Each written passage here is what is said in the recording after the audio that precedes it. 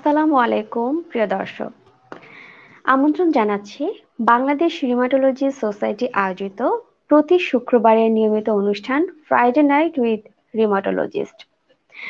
দেখছেন রাজ টিভির পর্দায়। আজকের অনুষ্ঠানের scientific partner Delta Pharma Limited, powered by ইউপ্যাসিক।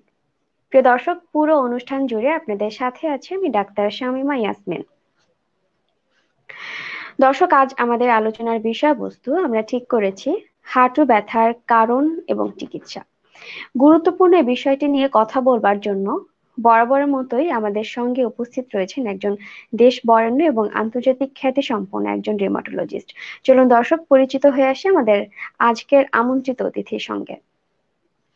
আজ আমাদের সাথে উপস্থিত রয়েছেন doctor Shahin Mahmud, MBBS, BCS, MD rheumatology from Bangladesh, from Bangabandhu Sheikh Mujib Medical University, specialist in rheumatology and medicine, National Institute of Neuroscience and Hospital.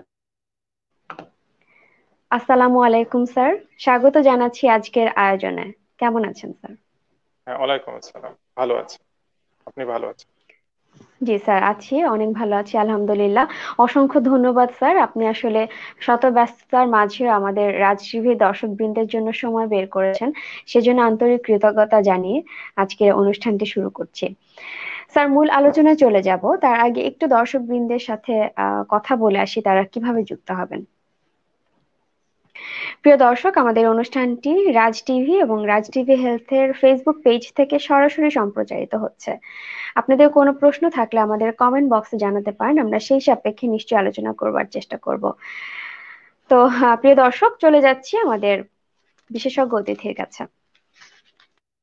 আজকে আসলে খুব চমৎকার একটি বিষয় আসলে আমরা সিলেক্ট করেছি, হাঁটু ব্যথার কারণ এবং চিকিৎসা। আমার মনে হয় আসলে বাংলাদেশের অধিকাংশ মানুষ কিন্তু, বিশেষ করে বয়স্ক যারা আছেন, হাঁটু ব্যথায় খুব ভুগে থাকেন।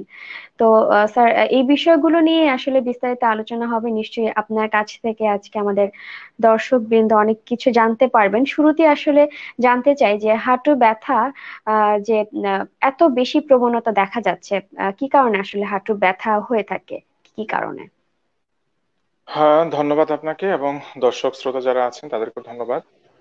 আসলে হাঁটুর ব্যথার যে কারণগুলো এর মধ্যে আমাদের এটা একটা খুবই কমন কারণ। এটা যদিও বিভিন্ন জনের বিভিন্ন কারণে হয়ে থাকে, তবে হাঁটুর ব্যথা কেন হয় এটা বোঝার জন্য আমাদের একটু হাঁটুতে কি কি জিনিসগুলো আছে এগুলো বুঝতে পারলে খুব বেশি ভালো হয়।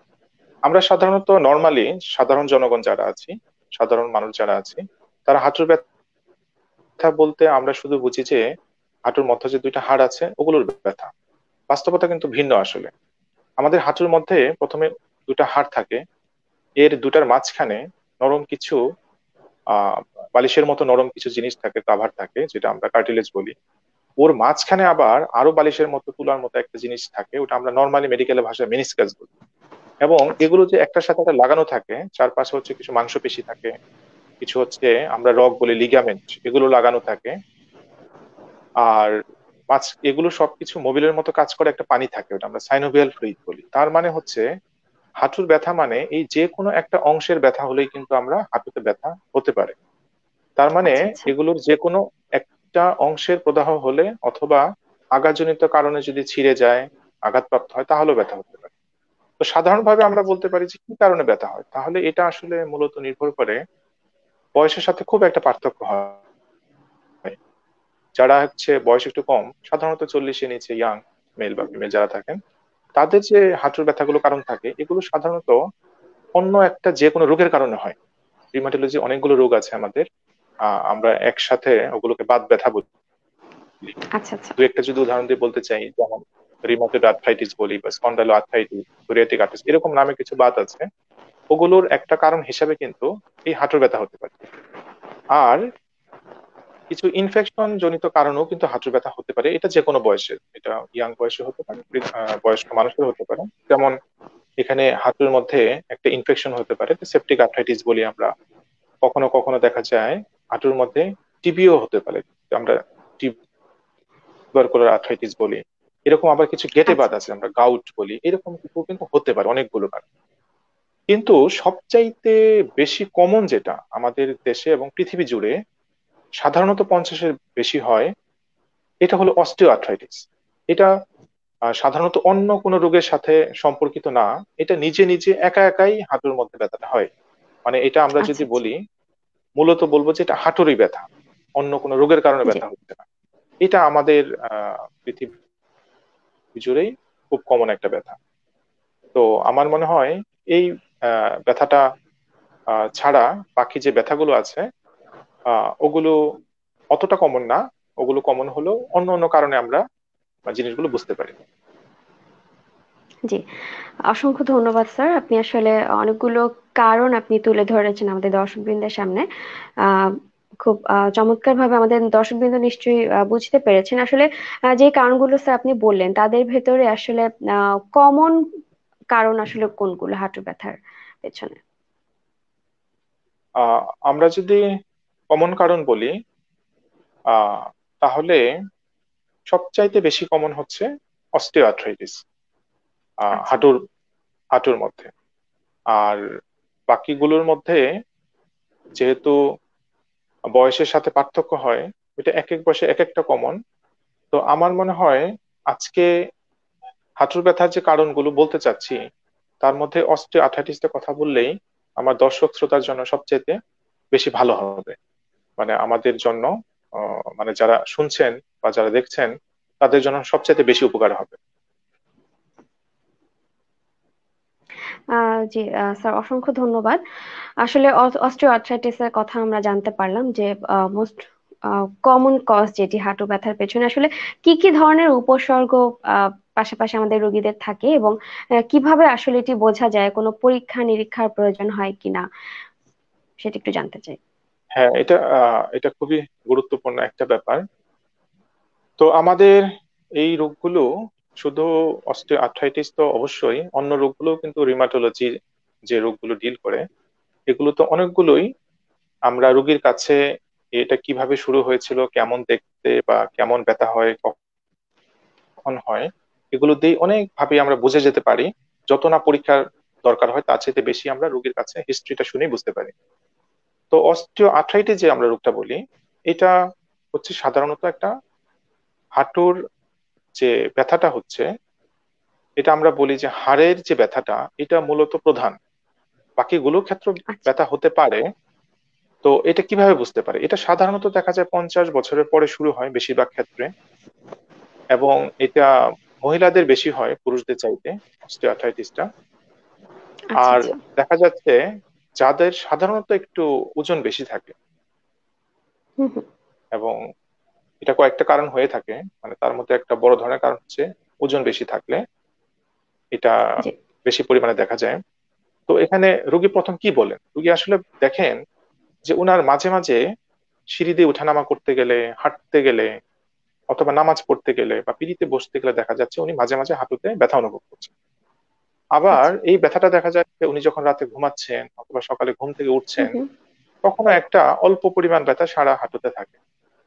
কখনো কখনো জি। রুগী এটাও বলে থাকেন যে উনার হাঁটতে গেলে বা হাঁটুটা ভাঁজ করতে গেলে একটু হাঁটুর মধ্যে খটখট শব্দ হচ্ছে, হাঁটতে গেলে যখন হচ্ছে।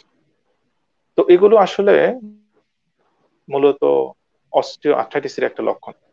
এখন আমি যদি বলি যে অন্য কোনো বাতের ব্যথাটা কি এভাবে হতে পারে কিনা? এটা সাধারণত অন্য বাতের ব্যথাগুলো পরিমাণে এভাবে কম হয়। অন্য ব্যথাগুলো একটা সারা হাঁটুতে না হয়ে একটা নির্দিষ্ট জায়গায় হয়। যেমন আমি যদি আচ্ছা বলি আচ্ছা। যে একটা লিগামেন্ট ছিঁড়ে গেল, তাহলে দেখা যাবে সব দিকে ভালো আছে, উনি একদিকে পা ফেলতে গেলে ব্যথাটা হচ্ছে।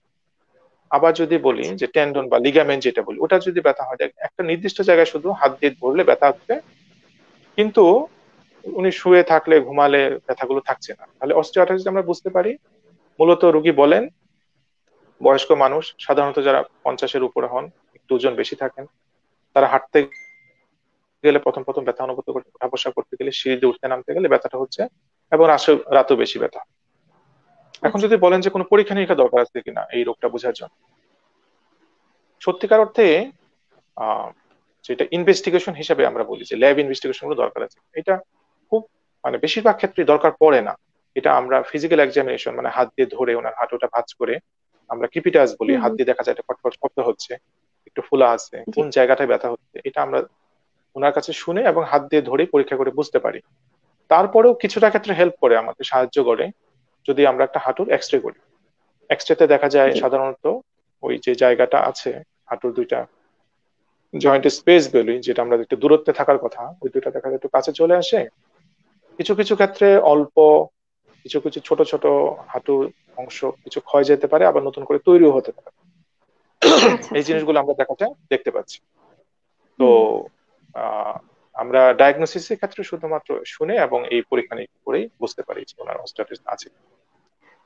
আচ্ছা, অসংখ্য ধন্যবাদ স্যার। আপনি আসলে খুব চমৎকার ভাবে বুঝিয়ে বলেন একজন অর্থোপেডিশিয়ান বা একজন রেমাটোলজিস্ট আসলে অন্যান্য হাঁটু ব্যথার সাথে এটিকে কিভাবে ডিফারেন্সিয়েট করেন।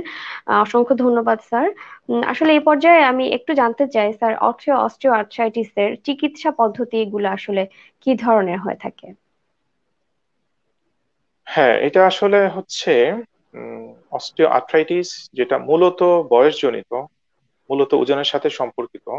আরো কিছু ফ্যাক্টর আছে, এগুলো যেহেতু অত বেশি সাধারণ জনগণ বুঝতে পারবে না, আমি বলিনি। যেমন কিছু জেনেটিক কারণ আছে, যারা দেখা যায় স্মোকার, মানে স্মোকিং করেন ছেলেদের মধ্যে বা মেয়েদের মধ্যে, সাধারণত তাদের দেখা যায় যেহেতু বেশি হচ্ছে, তাহলে আচ্ছা এটার আচ্ছা। মূলত ট্রিটমেন্ট যেটা হচ্ছে, যত না ওষুধ, তার চাইতেও বেশিটা হুম। হচ্ছে যে ওনার লাইফ স্টাইল মডিফিকেশন বলি, মানে আমরা যেভাবে জীবন ধারণ করি, যেভাবে চলাফেরা করি, এটার একটু পরিবর্তন করতে হয়। আর হচ্ছে কিছু নিয়ম মেনে চললে আমাদের এই রোগটাতে অনেক বেশি সাহায্য করে আমাদের, মানে এটা কমাতে। এখন যদি বলি যে কি কি নিয়ম মানতে হয় আসলে আমাদের, এখানে চিকিৎসার এক নাম্বার একটা অংশই হচ্ছে ওজন কমাতে হবে, ওজন কমানোর চেষ্টা করতে আচ্ছা হবে। ওজন কমানো ছাড়া কিন্তু এই হাঁটুর ব্যথার যে হাঁটু আর্থ্রাইটিস যেটা, এটার ব্যথা কমানো কিন্তু আমাদের কাছে অনেক কঠিন। আর এটা একটা জিনিস বুঝতে হবে, যেহেতু এটা বয়সের কারণে একটু ওখানে ক্ষয় যাচ্ছে, কিছু অংশ কাছে চলে আসছে, এটা কিন্তু আসলে চিরতরে নির্মূল করা কিন্তু প্রায় অসম্ভব। মানে সবসময় দেখা যায় এটা ভালো থাকা যাবে, কিন্তু মাঝে মাঝে একটু ব্যথা হবে, সেটা সহ্য করে নিয়ে চলতে হবে। তাহলে প্রথম হচ্ছে একটা ওজন কমানোর চেষ্টা করতে হবে। দ্বিতীয় হচ্ছে আমাদের একটা সাধারণ জনগণের একটা ধারণা আছে সাধারণত, যে যেহেতু হাঁটুর ব্যথা, আমার মনে হয় হাঁটাচলা করলে ব্যথাটা বাড়বে, কিন্তু এটা কিন্তু আসলে অনেকাংশেই ঠিক না, বরঞ্চ আমরা উল্টাটা বলি। এটা আমরা বলি আচ্ছা। যে এই হাঁটুর ব্যথার জন্য সিঁড়িতে ওঠানামা যত কম করা যাবে তত ভালো। কিছুদিনের জন্য যখন ব্যথাটা বেশি থাকে, তখন যারা মুসলিম আছেন নামাজ পড়েন, তাদেরকে আমরা বলি যে অল্প কিছুদিনের জন্য চেয়ার বা টুলে নামাজ পড়া। আর যারা আচ্ছা নর্মালি বসে ওয়াশরুম বা বাথরুম ইউজ করেন, তাদেরকে বলে একটু হাই কোমোড ইউজ করতে পারলে ভালো হয়। আর যারা রান্না আচ্ছা। বান্না আচ্ছা করার সময় হাঁটু গেড়ে বসেন, তাদেরকে বলি যদি একটু সম্ভব হয় হাই টুল বসে, অথবা কাটাকাটি যেটা করতে হয়, যদি দাঁড়ায় কাটাকাটি করা যায় স্টপিং করে, সেটা আমরা হেল্পফুল হয়। কিন্তু সমান জায়গায় কিন্তু আধা ঘন্টা করে হাঁটতে হবে। সমান জায়গায় হাঁটলে দুইটা লাভ হবে। একটা আচ্ছা। হচ্ছে আচ্ছা। হাঁটুর চারপাশে যে মাংসপেশিগুলো আছে, হুম হুম। এগুলোর গঠন শক্ত হবে, কারণ আমাদের হাঁটুর মধ্যে মাংসপেশিগুলো মূল সাপোর্ট দিয়ে থাকে হাঁটু জয়েন্টটাকে। জি। কেউ যদি হাঁটাচলা না করে, এগুলো কিন্তু ধীরে ধীরে হালকা হয়ে হাঁটুটা দুর্বল হয়ে যায়। আচ্ছা আর আচ্ছা। আরেকটা হচ্ছে যে এই হাঁটার মাধ্যমে আমাদের কিন্তু হাঁটুর যেটা নর্মালি কার্যক্ষমতা থাকার কথা, সেটা কিন্তু ভালো থাকে, মেনটেন করে। তার মানে আমাদেরকে সমান জায়গায় আধা ঘন্টা হাঁটতে হবে, সমান জায়গায় হাঁটলে বরঞ্চ ভালো থাকবে, খারাপ হবে না। কিন্তু উঠানামাটা, বাকি যে কথাগুলো বললাম, ওগুলো একটু অ্যাভয়েড করতে হবে কিছুদিনের জন্য। এগুলো হচ্ছে নিয়ম। আচ্ছা। আর আমরা স্পেসিফিক কিছু ওনাদেরকে ব্যায়াম করতে বলি, এই ব্যায়ামগুলো আমরা দিয়ে দিই, এটা অবশ্যই এখানে বলা সম্ভব না। এই হুম ব্যায়ামগুলোর হুম। মূল উদ্দেশ্যটাই হচ্ছে যে হাঁটুর চারপাশে যে মাংসপেশিগুলো আছে, ওগুলোকে শক্তিশালী করা, শক্ত রাখা, জি। এবং যাতে তারা চলাফেরা করতে পারে, সাপোর্টটা পায়। আর যদি বলি যে মেডিকেল ট্রিটমেন্ট কি আছে, আমাদের মেডিকেল চিকিৎসা হুম। কি করতে পারি আমরা এক্ষেত্রে, তো এখানে মেডিকেলের চিকিৎসার ভূমিকাটা বেশ কিছুটা কম আসলে। এখন যদি ব্যথা খুব অল্প পরিমাণে হয়, খুব বেশি না হয়, কিছু কিছু ক্ষেত্রে বলা হয় যে লোকাল লোকাল, মানে হচ্ছে যে আমাদের এই যে ক্রিম জাতীয় কিছু আছে, ব্যথা নাশক কিছু হাঁটুর উপরে লাগানো যায়, সেটা লাগানো যেতে পারে খুব অল্প। কিন্তু এটা খুব বেশি লাগানো যাবে না মোটেই, কারণ এটা আবার উপরে যে চামড়াটা আছে, স্কিন, এগুলোকে নষ্ট করে ফেলে। এটা মাঝে মাঝে পুড়ে যায়, মাঝে আচ্ছা মাঝে আচ্ছা। কালো হয়ে যায় হাঁটুর। হুম হুম। তাতে যদি না হয়ে থাকে, তাহলে অল্প আমরা ব্যথানাশক অল্প সময়ের জন্য দিতে পারি। আসলে মূলত চিকিৎসা হচ্ছে এই পর্যন্তই। মানে আসল চিকিৎসা। অস্টিও আচ্ছা। আর্থ্রাইটিসের জন্য। আহ, অসংখ্য ধন্যবাদ স্যার। স্যার আসলে অস্টিও আর্থ্রাইটিস হলে কি অপারেশনের কোনো ভূমিকা আছে কিনা? হ্যাঁ, এখন হচ্ছে আহ, আমরা অস্টিও আর্থ্রাইটিসের ক্ষেত্রে ক্ষেত্রে অনেক ক্ষেত্রেই দেখি যে অনেকেই বলে থাকেন যে অপারেশন করে ফেলতে। কাদেরকে? যারা দেখা যায় হাঁটতে পারছেন না, একটু ব্যথা পাচ্ছেন, ওনাদেরকে বলা হয় যে পুরো হাঁটুটা, আমরা এটা আসলে বলি যে হোল নি রিপ্লেসমেন্ট বলি, যে পুরো হাঁটুটাকে পরিবর্তন করে ফেললে ওনারা সাধারণ চলাফেরা করতে পারবেন। এটা অনেকে বলে থাকেন, কিন্তু সত্যিকার অর্থে গাইডলাইন গুলো এখন এক্সিস্টিং পৃথিবী জুড়ে যে ভালো ভালো গাইডলাইন গুলো আছে অস্টিওআর্থ্রাইটিসের জন্য, তার মধ্যে বিভিন্ন দেশের এটা কয়েকটা সোসাইটি সাধারণত এই গাইডলাইন গুলো করে থাকেন তাদের ফলাফলের উপরে এবং গবেষণার উপরে। তো এখানে বলা হয়ে থাকে আহ কেউ যদি ব্যথা একটু ভালো হওয়ার জন্য, একটু হাঁটতে কষ্ট হচ্ছে এই জন্য অপারেশন করে ফেলতে চান, এটা আসলে এখন বলা হয় যে যতটা দিন উনি সহ্য করতে পারেন, যতটা দিন উনি চলাফেরা করতে পারেন, ততদিন আসলে অপারেশন করার কোনো দরকার নেই। কারণ হচ্ছে আচ্ছা গবেষণা করে আচ্ছা। দেখা গেছে কেউ হুম। যদি আগে ভাগে অপারেশন করে ফেলেন, উনি যে পুরো সুস্থ হয়ে যাবেন, ভালো হয়ে যাবেন, ব্যাপারটা কিন্তু তা না আসলে। আবার আচ্ছা। উনি যদি অপারেশন করতে দেরি করেন, তাতে যে হুম বড় হুম। ধরনের ক্ষতি হবে এবং ওখান থেকে অপারেশন করার পরে ভালো হবে না, ব্যাপারটা তা না। এই জন্য বলে উনি যতদিন পর্যন্ত চলাফেরা করতে পারছেন, চলতে পারছেন, ততদিন পর্যন্ত অপারেশন না করতে। এখন এটা কিন্তু এক একজনের ক্ষেত্রে এক এক রকম, পার্সন টু পার্সন ভেরি করতে পারে। মানে একজনের দেখা যায় একটু প্রথম দিকেই অপারেশন লাগতে পারে, আরেকজন দেখা যায় একটু সহ্য ক্ষমতা বেশি, উনি ভালো চলাফেরা করতে পারেন, ওনার অনেক দিন পরে হয়তো আচ্ছা। অপারেশন লাগতে পারে। সবার যে একই সময়ে একই ভাবে অপারেশন লাগবে ব্যাপারটা তা না। তবে ফাইনাল কথা হচ্ছে যতদিন উনি সহ্য করতে পারেন, চলতে পারেন, ততদিন আসলে অপারেশন না করাটাই ভালো। অসংখ্য ধন্যবাদ স্যার, আপনি আসলে নি রিপ্লেসমেন্টের ব্যাপারে খুব চমৎকার কিছু তথ্য আসলে আমাদের দর্শকদেরকে জানিয়েছেন। স্যার এই পর্যায়ে একটু জানতে চাই, আমরা তো লাইফস্টাইল মডিফিকেশনের কথা জানতে পারলাম, মেডিকেল ট্রিটমেন্টের কথাও জানতে পারলাম পাশাপাশি। তো স্যার আসলে এই হাঁটু ব্যথা কিংবা অস্টিও আর্থ্রাইটিস আমরা যেটা বলে থাকি না কেন, এটা কি প্রতিরোধ করবার কোনো উপায় আছে কিনা? আহ এটা আসলে প্রতিরোধ আহ করবার যদি পুরা উপায় নাও থাকে, তবে এটাকে অনেক ক্ষেত্রে অনেক পিছানো, মানে এই রোগটাকে পিছিয়ে দেওয়া যায় এবং লাইফ অনেক ভালো থাকা যায়। যেমন আমি আচ্ছা। যদি বলি যে সাধারণত দেখা যায় এটা 50-এর কাছাকাছি হচ্ছে, কিন্তু হুম এটা হুম। অনেকেই দেখা যায় সেটা হয়তো মানে 60-70-এর দিকে নিয়ে যেতে পারেন। কিভাবে নিয়ে যেতে পারেন? এটা ওই যে আগে একবার অনেকটা কিছুটা বলাই হয়ে গেছে, তারপরে আবার বলছি, সেটা হলো উনি যদি নর্মালি কখনো ওয়েটটা না বাড়তে দেন, মানে শুরু থেকে যদি ওনার ওয়েটটা ঠিক থাকে, স্মোকিং যদি না করেন, এবং উনি যদি বেশ হাঁটাহাঁটি, এক্সারসাইজ, নর্মাল লাইফে আর কি, যারা অল্প বয়স থেকে শুরু করেন, অল্প বয়স মানে দেখা যায় হয়তো 40-এর আগে থেকেই উনি প্রতিদিন হাঁটেন, লাইফ স্টাইলটা ভালো, হেলদি, তাদের ক্ষেত্রে দেখা যায় এই অস্টিও আর্থ্রাইটিস হওয়ার হারটা কিন্তু পরিমাণে কম, মানে অতটা বেশি হচ্ছে না। তো সেক্ষেত্রে আমরা যদি বলি যে প্রতিরোধ করতে পারি কিনা, আমরা হয়তো পুরাটা প্রতিরোধ করতে পারি না বা পারবো না, কিন্তু যেটা অনেক বেশি পরিমাণ হওয়ার কথা ছিল, যতটা বেশি খারাপ হওয়ার কথা ছিল, এটা থেকে কিন্তু আমরা মুক্তি পেতে পারি, অথবা জিনিসটা আচ্ছা পিছাতে আচ্ছা। পারি অনেকটুকু। হুম হুম। অসংখ্য ধন্যবাদ স্যার।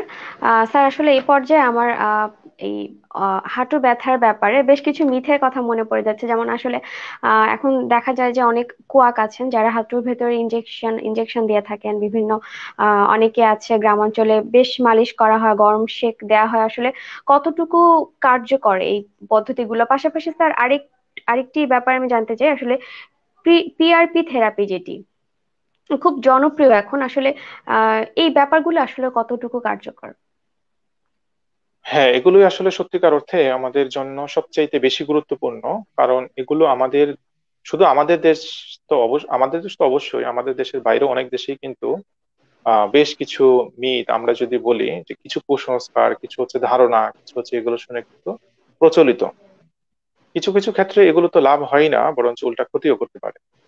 তো আচ্ছা। আমি যদি কয়েকটা জিনিসের কথা বলি, প্রথমে যে একটা হাঁটুর ইনজেকশনের ব্যাপারটা আসলো, তো হুম হুম। হাঁটুর অস্টিও আর্থ্রাইটিসের ক্ষেত্রে যদি শুধুমাত্র অস্টিও আর্থ্রাইটিসই কারণ হয়ে থাকে, অন্য কোনো রোগের কারণে না হয়ে থাকে, অস্টিয়াটিস, একটা কথা আমি হয়তো আগে ভুলে গিয়েছিলাম, অস্টিয়াটিস দুইটা ভাবে হতে পারে। একটা হলো যে অন্য রোগের কারণে হতে পারে, আর সাধারণত 50-এর পরে যারা, তাদেরকে শুধু অস্টিওআর্থ্রাইটিসটা হয়।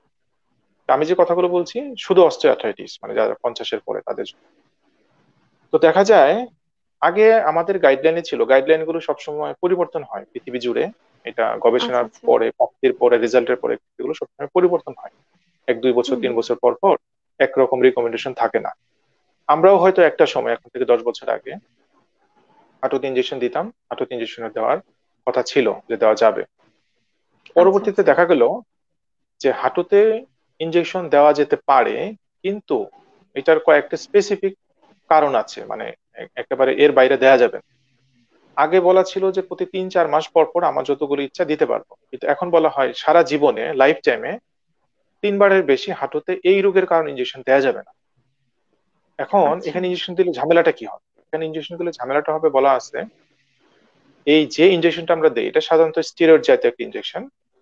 এই ইনজেকশনটা কিছুদিনের জন্য প্রদাহ কমাবে হাঁটুর, ব্যথাও ভালো কমবে, 6 মাস উনি ভালো থাকবেন, কিন্তু পরবর্তীতে এই ইনজেকশনের কারণেই হাঁটু আবার নিজেকে ক্ষয় করে ফেলবে।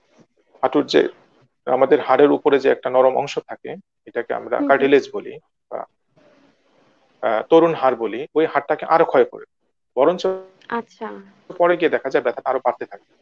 তো এজন্য যতটা সম্ভব, একান্ত বাধ্য না হলে, ওনার যদি এত বেশি ব্যথা না হয়, হাঁটু যদি এত বেশি না ফুলে, এত বেশি পানি জমা না হয়, তাহলে আমরা মোটেই আসলে হাঁটুতে ইনজেকশন দিব না। যতটা পারা যায় আচ্ছা মুখের ওষুধেই চালান।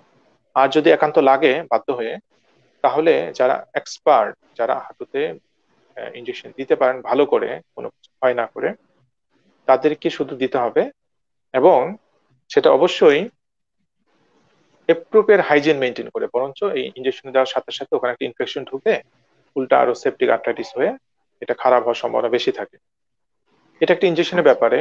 আর আপনি যে কয়েকটা আহ মিথের কথা বললেন যে এখানে মালিশ করা যায় কিনা বা ইয়ে, এখানে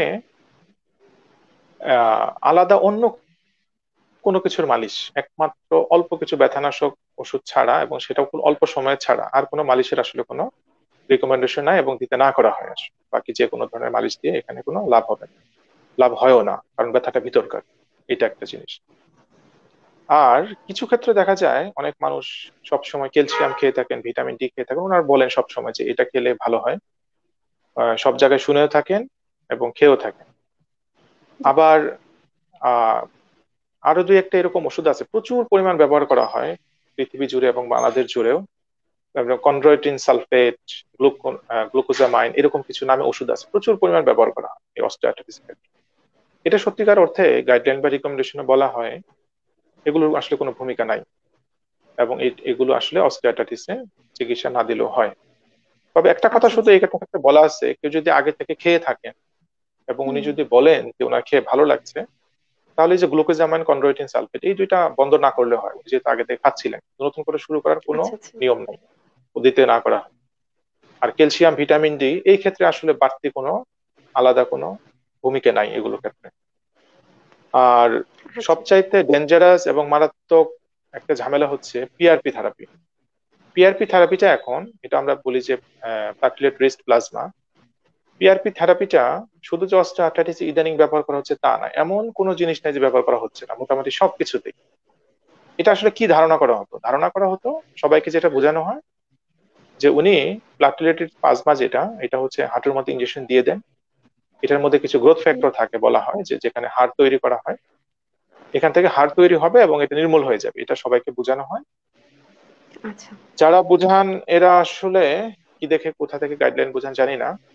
তবে পৃথিবী জুড়ে যে যতগুলো সোসাইটি আছে, সেটা রিমাটোলজি হোক, অর্থোপেডিক্স হোক, আরো কয়েকটা সোসাইটি সাধারণত অস্টিওআর্থ্রাইটিস ডিল করে থাকেন, কোথাও কিন্তু এই পিআরপি তেমন কোনো ভূমিকা পান নাই, এবং পিআরপি দিলে বেনিফিট হয় এরকম কোনো এখন পর্যন্ত নজির নাই।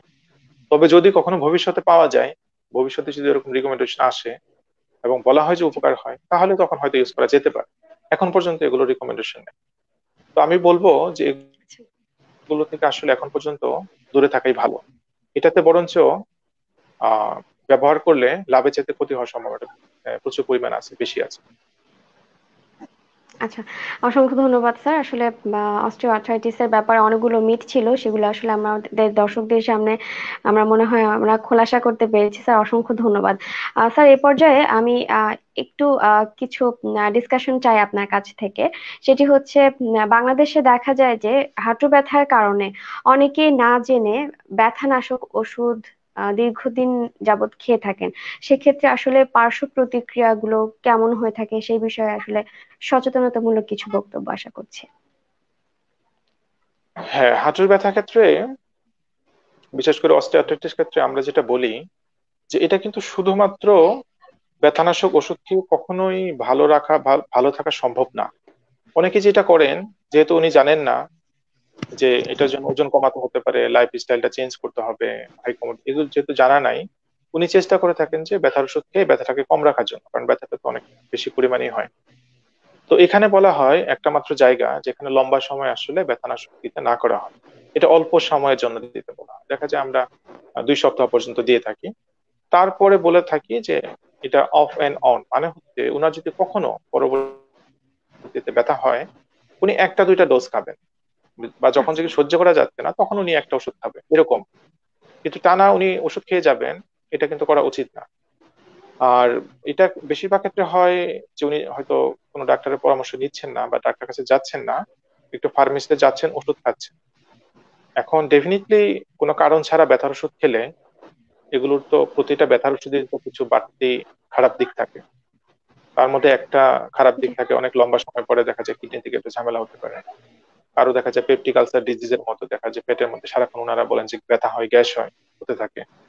আবার জি। লম্বা সময় এটা খেলে দেখা যায় মানুষের একটু আলসারের মতো হওয়ার কারণে রক্তটা দেখা যায় অ্যাবজর্পশন হয় না ঠিক মতো, আমাদের পেট থেকে সাধারণত আয়রনটা অ্যাবজর্পশন হয়, দেখা যায় ওইটা হচ্ছে না, তখন দেখা যায় রক্ত পরিমাণটা কমে যাচ্ছে। এই ঝামেলাগুলো হতে পারে। কিছু কিছু ব্যথানাশক ওষুধ দেখা যায় আবার লিভারেও ঝামেলা করতে পারে। এখন আমরা এটা রিস্ক বেনিফিট রেশিও বলি, যে আসলে ওনার কতটুকু ব্যথার ওষুধ দরকার আছে, এটা খেলে কি লাভ হবে না লস হবে, ওই চিন্তা করে আমরা ব্যথানাশক ওষুধটা দিয়ে থাকি। তো এই জন্য নিজে নিজে আসলে এইভাবে ব্যথার ওষুধটা খাওয়া এই রোগের জন্য ঠিক হবে না। একটু অবশ্যই বিশেষজ্ঞর পরামর্শ নিয়ে ওই নিয়ম কানুন, ব্যায়াম, ওজন কমানো, এগুলো আগে করতে হবে। তারপরে যদি না হয়, তারপরে শুধু ব্যথার ওষুধ খেলে কিছুটা লাভ হবে। অসংখ্য ধন্যবাদ স্যার। আমরা আসলে আলোচনার শেষ পর্যায়ে বুঝতে পারলাম আসলে জীবন যাপন পদ্ধতির যে ব্যাপারটি, এটি আসলে খুবই গুরুত্বপূর্ণ। লাইফস্টাইল মডিফিকেশনটা আসলে সবচাইতে বেশি গুরুত্বপূর্ণ আপনার আলোচনা থেকে যেটুকু বোঝা গেল। স্যার অসংখ্য ধন্যবাদ। আসলে আমরা খুব চমৎকার একটা সময় পার করেছি, আমাদের অনুষ্ঠান কিন্তু একদম শেষ পর্যায়ে চলে এসেছে। স্যার আপনাকে এই পর্যায়ে অনুরোধ করবো আমাদের দর্শকবৃন্দের উদ্দেশ্যে কিছু বলবার জন্য।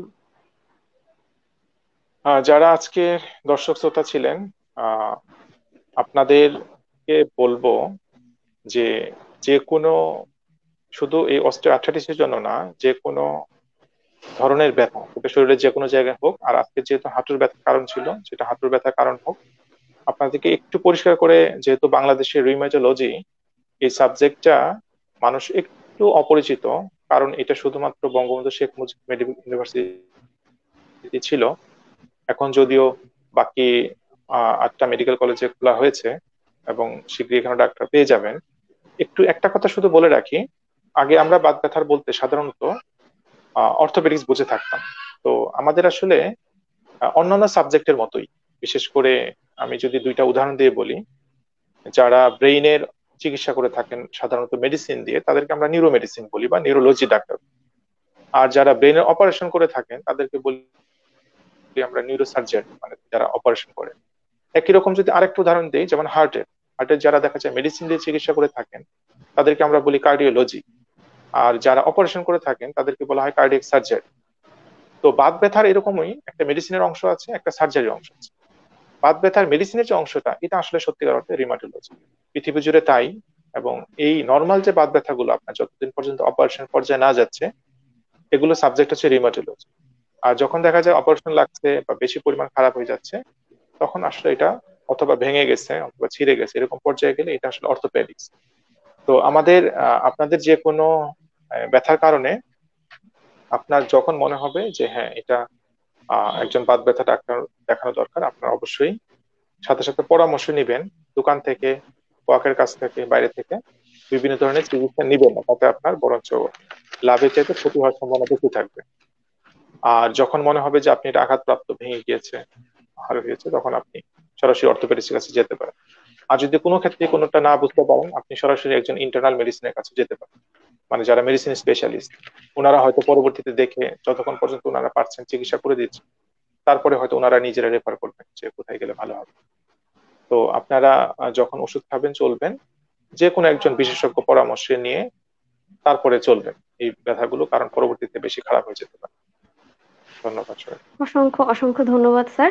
স্যার, পেশেন্টরা অনেক সময় জানতে চান যে আমাদের বিশেষজ্ঞ অতিথি যারা আছেন অনেক সময় জানতে চান যে কোথায় গেলে আসলে আপনাদেরকে চেম্বারে দেখাতে পারবে। স্যার, আপনার চেম্বারটি আসলে কোথায় একটু দর্শকবৃন্দকে জানাতে চাই। আমাদের আসলে যেটা বললাম, যেহেতু বাংলাদেশে এখন পর্যন্ত ডিপার্টমেন্ট, আপনারা যদি সরাসরি সরকারি জায়গায় বা এই জায়গাগুলোতে দেখাতে চান, তাহলে সবচেয়ে ভালো এই মুহূর্ত পর্যন্ত হচ্ছে Bangabandhu Sheikh Mujib medical university, Dhaka medical college, sir Salimullah medical college, এগুলোতে আমাদের ডিপার্টমেন্ট এবং ডাক্তার অলরেডি আছেন। আর বাকিগুলোতে শীঘ্রই পোস্টিং হবে। আর প্রাইভেটে আসলে বাংলাদেশে যে রিউমাটোলজিস্ট গুলো অ্যাভেলেবল বেশি পরিমাণে পাওয়া যায়, তাতে কয়েকটা জায়গায় আছেন, যেমন হচ্ছে ইবনে সিনা, গ্রিন ল্যাবে আছেন, তারপরে দেখা যায় ধানমন্ডি ল্যাবেডো, মানে ল্যাবেডোর দিকেও আছে। আমার চেম্বারটা আসলে ইবনে সিনা। জি স্যার, অসংখ্য ধন্যবাদ। আপনি খুব চমৎকার সময় আমাদের দর্শকবৃন্দকে উপহার দিয়েছেন। শত ব্যস্ত থাকার সত্ত্বেও আপনি আসলে সময় বের করেছেন আমাদের দর্শকবৃন্দের জন্য। খুব চমৎকার একটি সময় কাটলো আপনার সাথে। স্যার, অসংখ্য ধন্যবাদ। স্যার, ভালো থাকবেন। আপনাকে ধন্যবাদ, আর দর্শক শ্রোতাকে ধন্যবাদ। ধন্যবাদ স্যার। প্রিয় দর্শক, আপনারা এতক্ষণ দেখছিলেন বাংলাদেশ রিউমাটোলজি সোসাইটি আয়োজিত প্রতি শুক্রবারের নিয়মিত অনুষ্ঠান ফ্রাইডে নাইট উইথ রিউমাটোলজিস্ট। আমাদের সাথে উপস্থিত ছিলেন স্বনামধন্য রিউমাটোলজিস্ট ডক্টর শাহিন মাহমুদ। প্রিয় দর্শক, আশা করি আপনারা আমাদের অনুষ্ঠানটি উপভোগ করেছেন এবং অনেক তথ্য আজ আপনারা জানতে পেরেছেন। পরবর্তীতে আবার নতুন কোনো আয়োজন নিয়ে চলে আসবো। সে পর্যন্ত ভালো থাকবেন, সুস্থ থাকবেন। আল্লাহ হাফেজ। You are watching Raj TV, Jagorone, Bangladesh. Please subscribe our